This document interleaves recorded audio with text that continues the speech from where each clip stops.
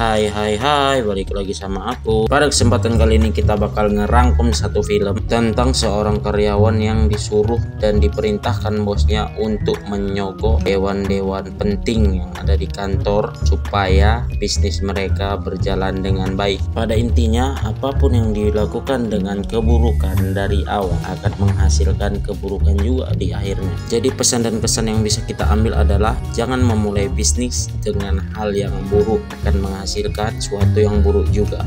Oke, dan mari kita tonton.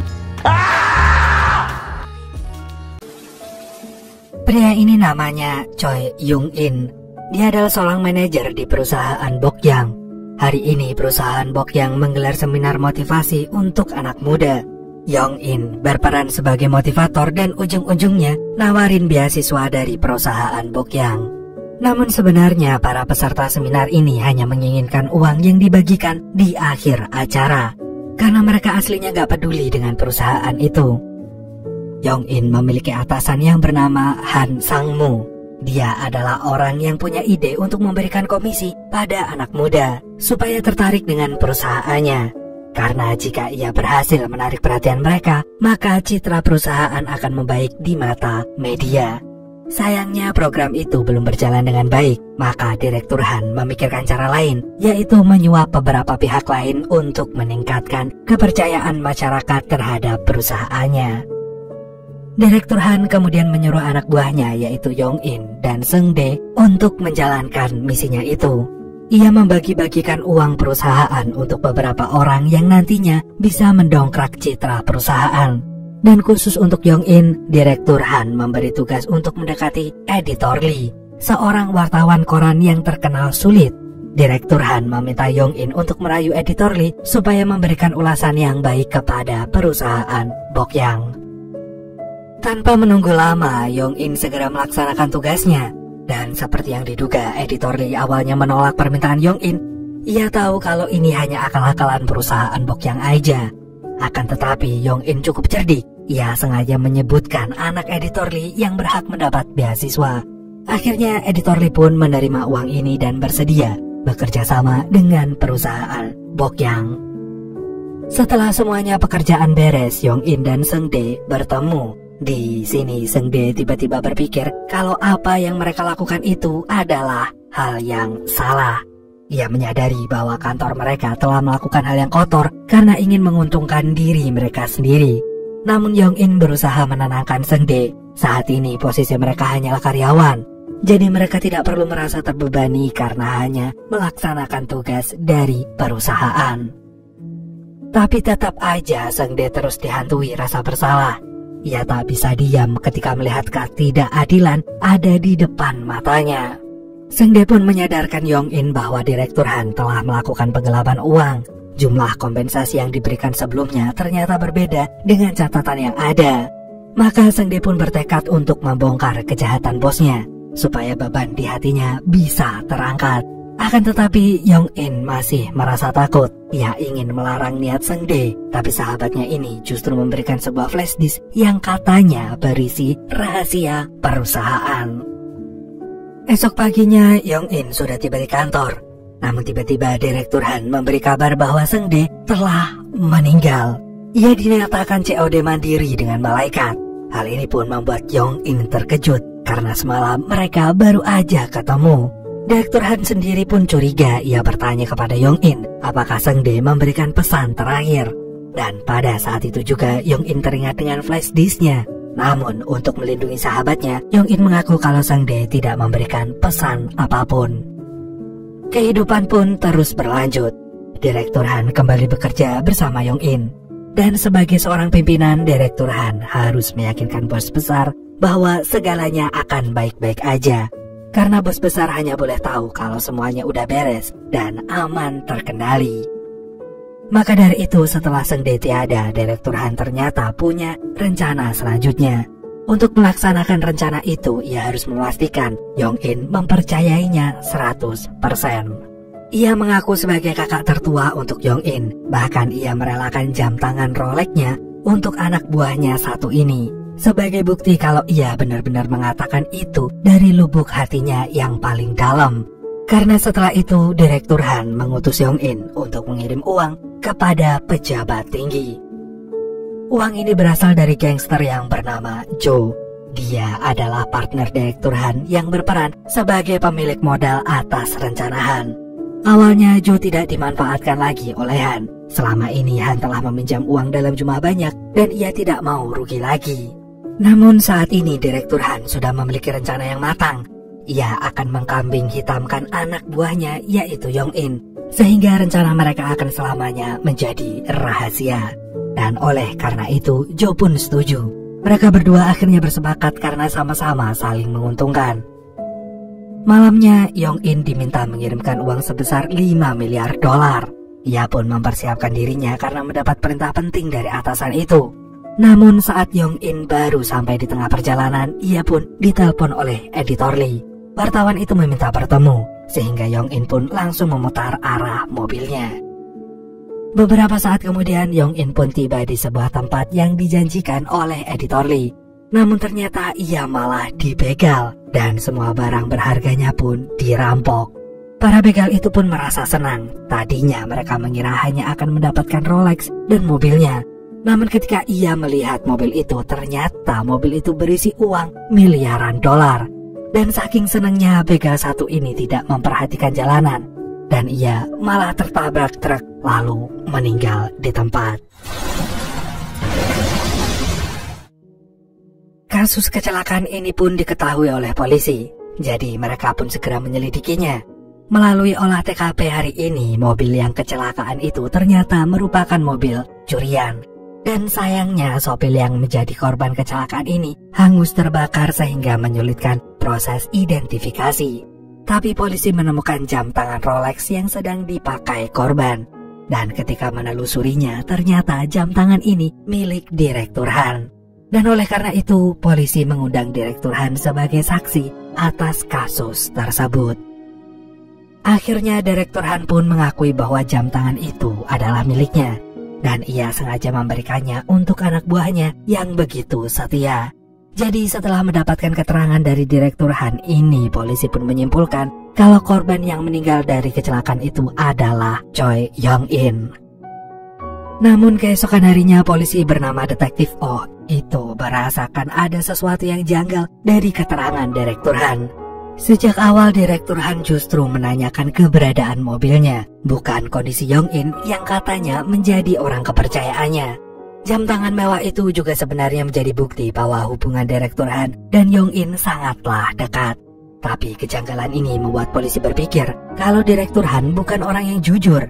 Dan bisa jadi jam tangan itu hanyalah kedok kalau ada rahasia yang lebih besar yang ingin ditutupi oleh Direktur Han. Sementara itu di lain tempat, Bos Joe marah kepada Han. Ia tidak menyangka kalau Han membuat skenario kecelakaan dan kini uangnya pun ikut terbakar di sana. Ia pun lantas mencurigai Han telah mengkhianatinya. Akan tetapi Han menyangkal kecurigaan itu karena ia sendiri nggak menyangka jika kecelakaan itu mengakibatkan kebakaran.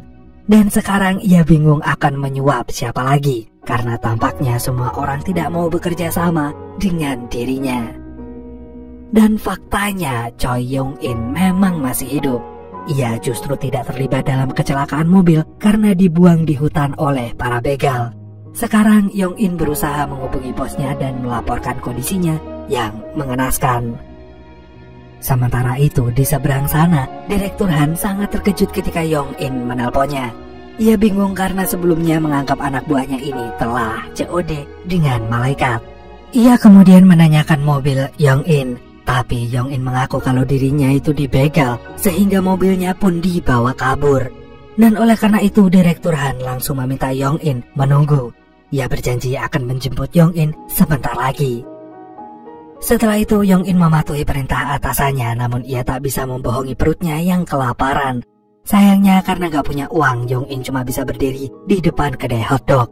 Hingga penjualnya pun merasa iba dan memberikan hotdog gratis untuk Yong In.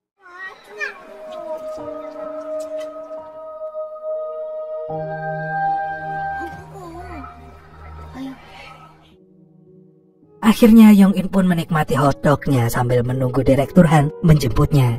Dan disinilah Yong In menemukan sebuah surat yang ada di dalam jasnya. Surat itu ternyata berisi sebuah wasiat yang seolah-olah ditulis oleh dirinya. Padahal surat ini ditulis oleh Direktur Han yang menyatakan kalau uang itu adalah dana perusahaan yang digelapkan. Jadi melalui surat ini Yong In menyadari kalau Direktur Han telah membohonginya. Ia ternyata hanya dimanfaatkan untuk kepentingan Direktur Han. Hal ini pun membuat Yong In sangat-sangat kecewa. Ia jadi teringat pada mendiang Seungdae, dan ternyata Yong In hampir menjadi korban kejahatan Direktur yang selanjutnya. Malamnya Direktur Han baru bisa menemui Yong In. Yong In pun langsung meminta penjelasan atas surat wasiat itu. Ia tak percaya kalau bosnya sendiri akan menfitnahnya dalam kasus penggelapan uang. Padahal jelas-jelas Yong In hanya melaksanakan perintah dari dirinya. Sebenarnya Direktur Han ingin memberikan penjelasan, namun Bos Jo dan anak buahnya udah bersiap menangkap Yong In. Dan oleh karena itu Yong In pun langsung melarikan diri.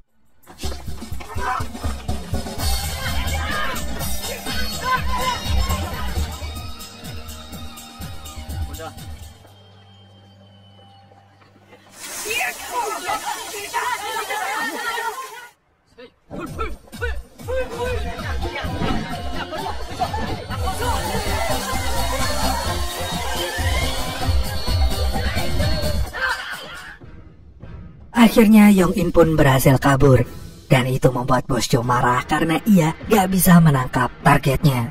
Akan tetapi karena Direktur Han berusaha menenangkan partnernya itu, karena ia yakin kalau Yong In akan kembali atas keinginannya sendiri. Keesokan harinya Yong In benar-benar merasa bingung. Ia semalam kabur menggunakan mobil perusahaan dan kini sedang meratapi nasibnya yang sial. Dan ternyata detektif Oh dan rekannya bisa menemukan Yong In karena berhasil melacak plat mobil perusahaan Bokyang. Oleh karena itu Yong In pun ketakutan.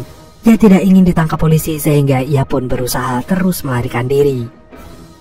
Dan saat kondisi lagi panik-paniknya, Yong In malah menabrak seseorang perempuan yang tengah berlari. Dan gak lama kemudian perempuan itu ikut menumpang di mobil Yong In.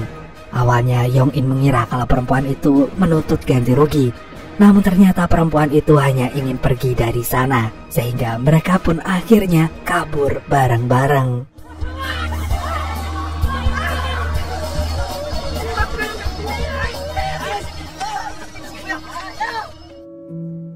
Perempuan itu bernama Miri. Dia adalah perempuan bayaran yang mencuri berlian dari bos gangster jalanan. Dan oleh karena itu ia sekarang tengah melarikan diri dari kejaran gangster tersebut.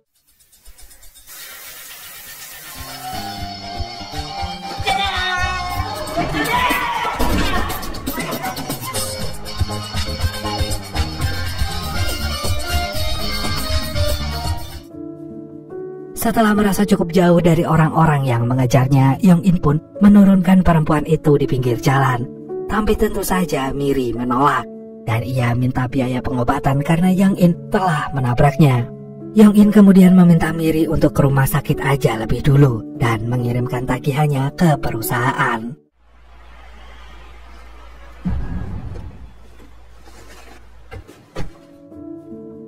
Dan saat mereka sedang berdebat, tahu-tahu Yong In membaca berita di papan reklame bahwa ia kini menjadi buronan karena membawa kabur dana perusahaan sebesar 1,5 miliar dolar.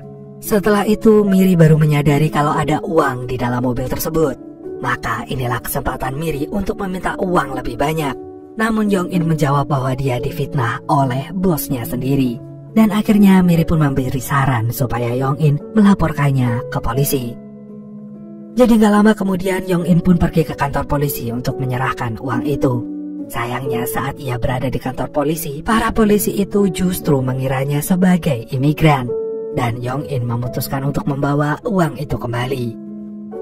Karena sekarang Yong In udah gak bisa percaya sama bosnya, ia kemudian mengajak Miri untuk membelanjakan uang itu sepuasnya.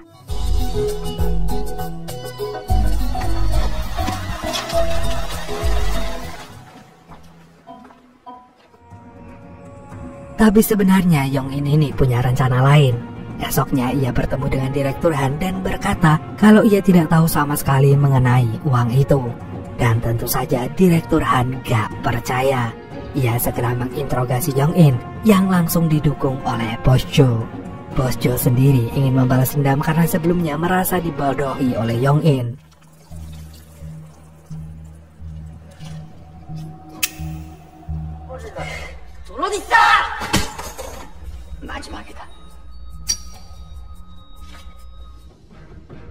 Namun gak lama kemudian gangster jalanan yang sedang mencari Miri tiba di sana. Bos Jo pun marah karena wilayahnya dimasuki oleh gangster lain. Maka dengan cepat Bos Jo mengerahkan anak buahnya untuk menyerang gangster jalanan itu. Sementara itu Yong In memanfaatkan kesempatan ini untuk melarikan diri lagi.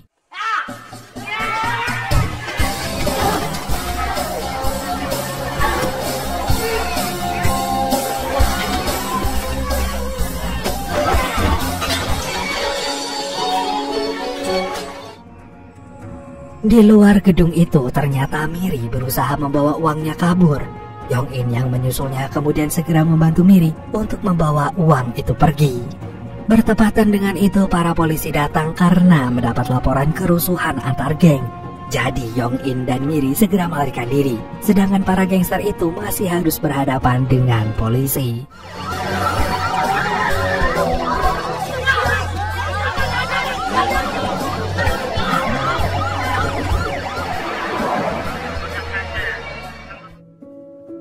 Setelah pergi jauh banget, sekarang Yong In dan Miri bingung harus membawa uang itu kemana lagi. Tapi beberapa saat kemudian Yong In punya ide untuk pergi ke Busan aja. Karena pekan ini Busan sedang ramai pertandingan baseball yang diidolakan masyarakat Korea. Yong In dan Miri kemudian menyewa motor pergi ke Busan. Dan dengan uang yang mereka bawa sekarang, mereka tidak perlu mengkhawatirkan apapun.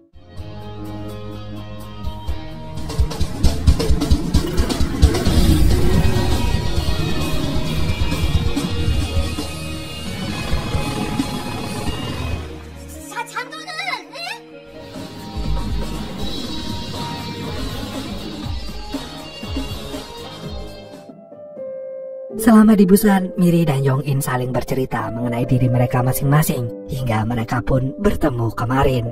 Oleh karena itu, mereka kemudian saling percaya. Yong In memberikan seluruh uangnya pada Miri, sedangkan Miri memberikan berlian yang ia curi kepada Yong In. Dan karena Miri udah mendapatkan uangnya, maka ia pun menyewa sebuah kamar kelas atas di hotel mewah. Namun saat ia tengah bersantai, tiba-tiba media memberitahukan kalau Yong In terlibat dalam kasus kejahatan. Dan berita ini pun membuat Miri takut. Yong In kemudian menyadari ketakutan partnernya itu. Maka ia pun menjelaskan bahwa itu hanyalah sebuah fitnah yang lebih kejam daripada pembunuhan. Anjay. Saat ini Yong In hanya membutuhkan kepercayaan Miri karena ia ingin membongkar kasus kejahatan bosnya. Keesokan harinya, Direktur Han dan Bos Jo berhasil menemukan Yong In di Busan. Mereka yakin kalau Yong In mau nonton baseball di stadion. Tapi permasalahannya adalah mereka pasti kesulitan menemukan Yong In di sana. Dan oleh karena itu, Bos Jo pun segera menyuruh anak buahnya itu untuk mencari Yong In di tribun penonton.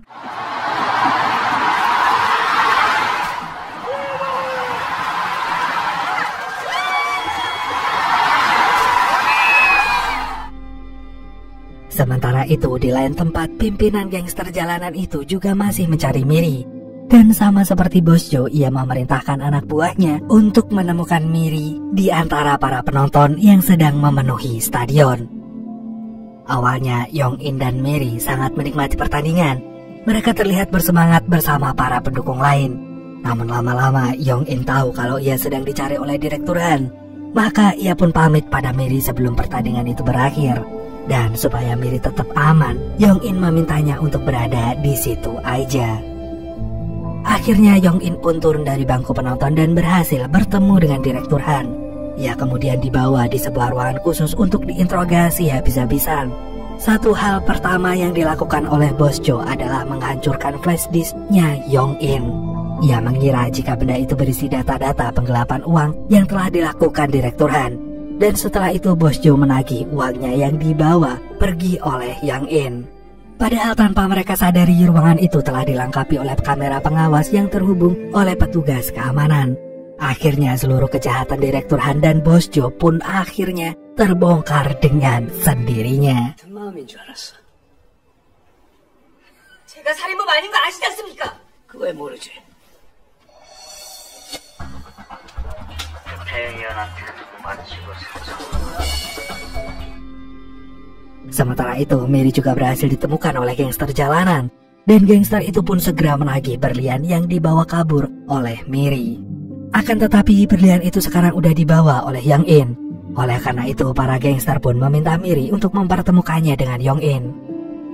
Beberapa saat kemudian, mereka semua pun berkumpul di luar stadion. Saat ini, Bos Jo menginginkan Mary karena ia tahu kalau sekarang perempuan itu membawa sisa uangnya. Sedangkan bos gangster jalanan juga meminta Young In karena ia tahu kalau laki-laki itu membawa berliannya. Namun di saat mereka sibuk bernegosiasi, Mary dan Young In menyebar uangnya. Sehingga membuat orang-orang gagal fokus dan mereka semua langsung memperebutkan uang itu tanpa memperhatikan Mary dan Young In yang ingin kabur.